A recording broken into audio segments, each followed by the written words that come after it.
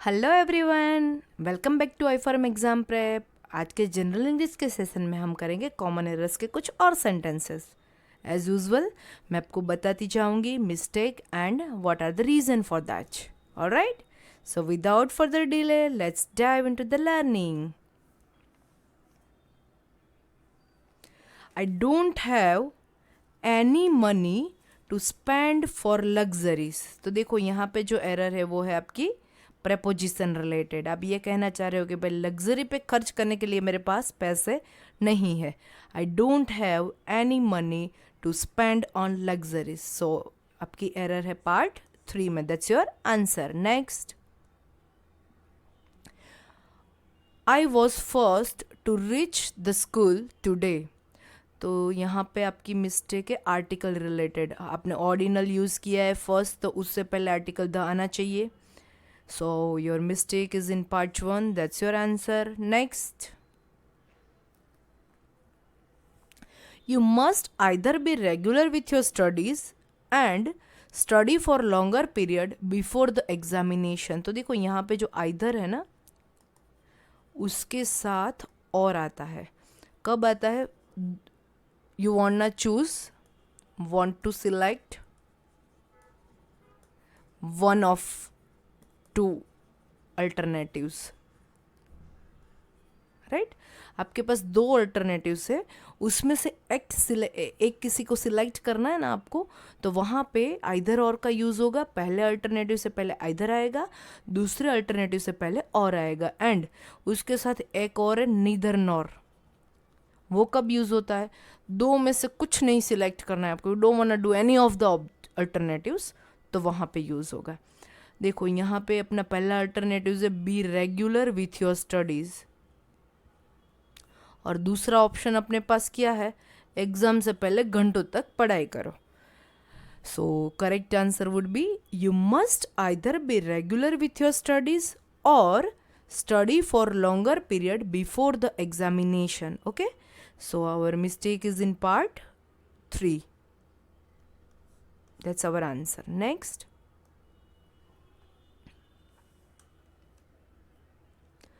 the severe cyclonic storm has left behind a trail of miser.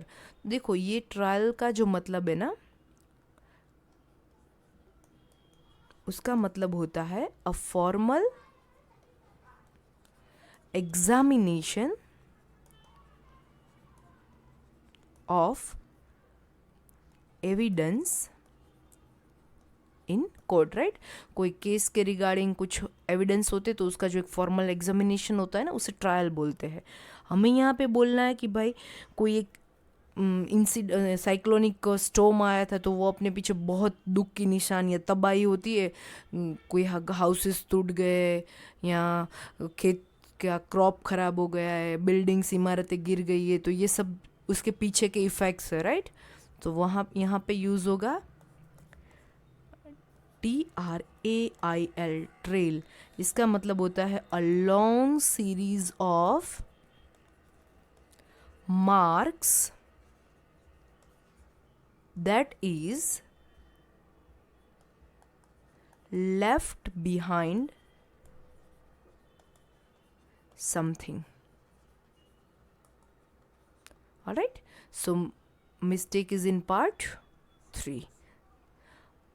The severe cyclonic storm has left behind a trail of miser. That is your right answer. Alright, next. My sister has been interested in medicine ever since she was a child. No error at all. It's perfectly alright. Option 4. Next.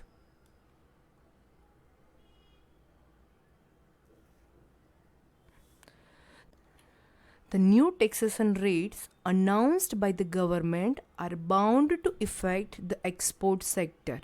तो देखो यहाँ पे जो word use हुआ है EFFECT, effect, उसका मतलब क्या होता है?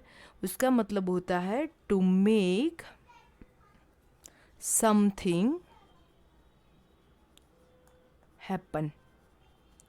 और हम यहाँ पे कहना ये चाह रहे हैं कि भाई जो नई टैक्सेशन पॉलिसी गवर्नमेंट के द्वारा अनाउंस हुई है, वो एक्सपोर्ट सेक्टर को भी कुछ असर करेगी, तो उसके लिए यूज़ होता है वर्ड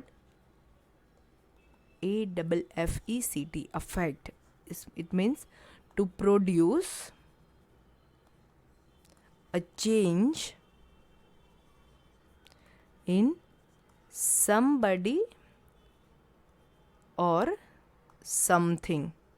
Okay, so अपनी जो मिस्टेक है वो यहाँ पे है, it should be AFFECT. That is in part 3. That's our answer. Next, I admit that I have some doubts about your honesty. तो देखो ये जो वर्ड है ना डाउट, उसका मतलब होता है feeling of being uncertain, you are not sure about something, feeling of being uncertain about something, right? तो यहाँ पे जब ये फीलिंग्स है तो it can't be plural, right? You can not count one feeling, two feeling, it's uncountable. So यहाँ पे आएगा doubt. I admit that I have some doubt about your honesty. So mistake is in part 2. That's your answer. Next, they persisted on their going in spite of rain, right? तो ये जो word यहाँ पे use हुआ है persist, उसका मतलब होता है to continue to do something despite difficulties और अपोजिशन. लगे रहना, जुड़े रहना, छोड़ना नहीं है, राइट? सो दे परसिस्टेड, यहाँ पे जो एरर है ना आपकी वो प्रेपोजिशन रिलेटेड है. They persisted in their going in spite of rain. So mistake is in part 2. That is your answer. Next,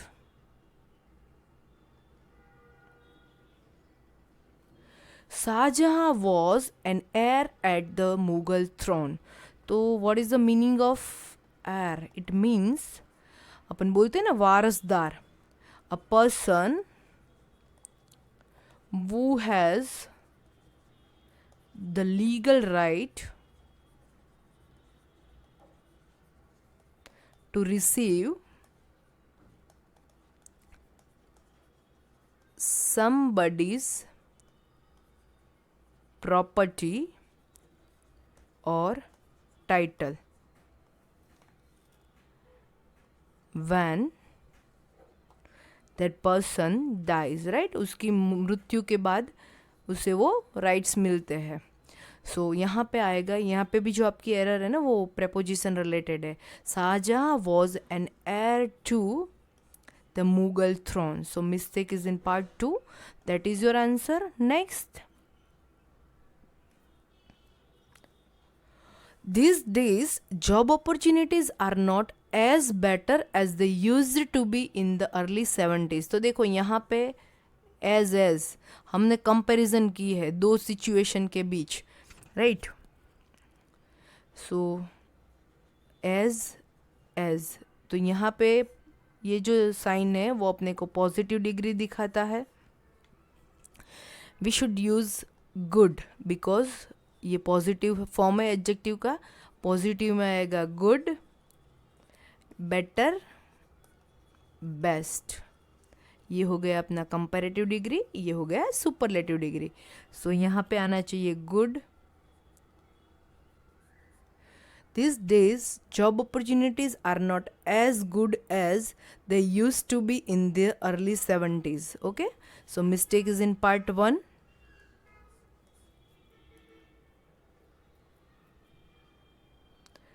Indian women are good in cooking. देखो ये जो गुड एट है ना, गुड एट का मतलब होता है एबल टू डू समथिंग. तो यहाँ पे आपकी एरर है, प्रेपोजिशन रिलेटेड है, right? Indian women are good at cooking. So mistake is in part 3. That's your answer. Next, I had invited all my sister-in-laws to my son's birthday party. तो यहाँ पे आप ये बोलना चाह रहे हो कि मैंने जितनी मेरी सिस्टर इन लॉज है सारी को इनवाइट किया है, तो जो इसका प्लूरल करना है आपको, तो ये ऐसे होता है, सिस्टर्स इन लो। तो आपकी मिस्टेक जो है ये सेकेंड पार्ट में है, right. I had invited all my sisters in law to my son's birthday party. So answer is 2। ऐसे ही आपको ये करना है ब्रदर इन लो, तो उसका प्लूरल करना है तो आपको यहाँ पे लगाना है brothers in low.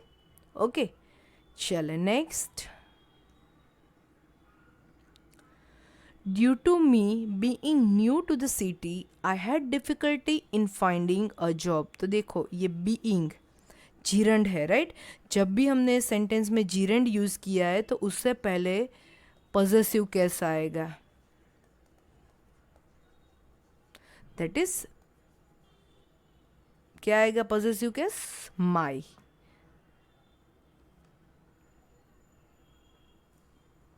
Due to my being new to the city I had difficulty in finding a job.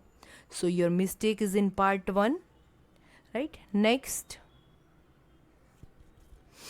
My younger sister is much smarter than me. तो देखो ये कंपैरेटिव डिग्री में जो देन यूज़ होता है वो THAN होता है, राइट। ये देन जो है वो टाइम को डिनोट करता है, एंड यहाँ पे आई आएगा। My younger sister is much smarter than I. So mistake is in part 3, that's your answer. Next, those sort of people are always nice to you on your face। मतलब इस type के लोग always आपको मुंह पे अच्छे बने फिरते हैं, राइट। ग्रामेटिकली ये सेंटेंस में कोई एरर नहीं है, perfectly all right. Option 4, no error. Next, they will leave the office at 6 and reach at home by 7। तो देखो यहाँ पे सेंटेंस में जो रीच यूज हुआ है ना, उसका मतलब होता है टू अराइव एट। सो यहाँ पे ये एट सुपरफ्लुअस है, not needed. They will leave the office at 6 and reach home by 7, that is the right answer. Option 3 mistake, that is your answer. Next, the new lecturer seems to be very popular with most of the class। no error at all, grammatically perfectly all right है ये sentence, so option 4, no error। next,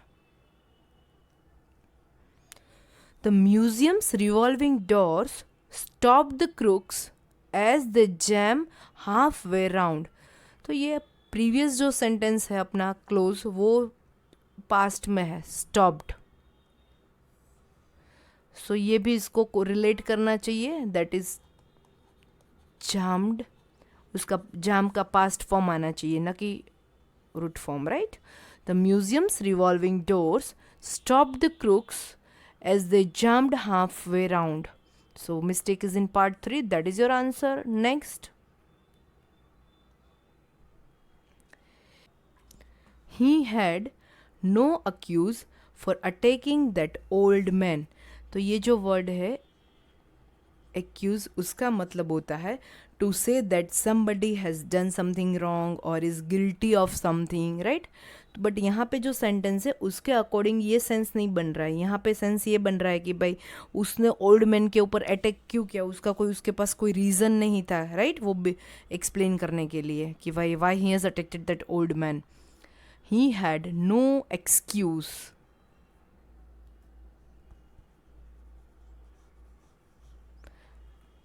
for attacking that old man. So your mistake is in part 2. That's your answer. Next,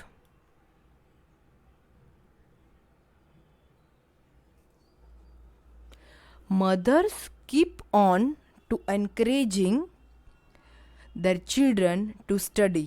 तो देखो यहाँ पे जो keep on दिया है आपको, उसका मतलब होता है continue doing something, right। तो यहाँ पे जो टू का यूज़ है वो सुपरफ्लुअस है, continue doing something. So to नहीं आएगा. Mothers keep on encouraging their children to study. So our mistake is in part 2.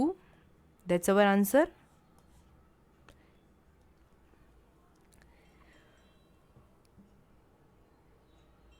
So guys, we are done with our part 4. See you in the next session. Till then, happy learning. Please do like, share and subscribe. Bye bye.